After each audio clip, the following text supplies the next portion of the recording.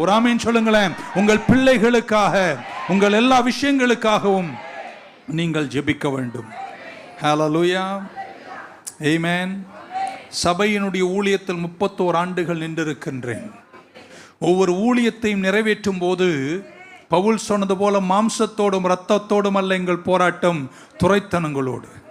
நெருக்கடியான ஆவிக்குரிய யுத்தங்கள் எங்களுக்கு தந்து எப்படியாவது எங்களை பின்னடைவு செய்வதற்கு சத்ருவின் போராட்டங்களை கையும் களவுமாய் கண்டிருக்கிறோம். இன்று வரைக்கும் நான் நிற்கிறேனா? இன்று வரைக்கும் நின்று சபையை ஸ்தாபித்து அதை விரிவாக்கி வளர்க்கிறோனா?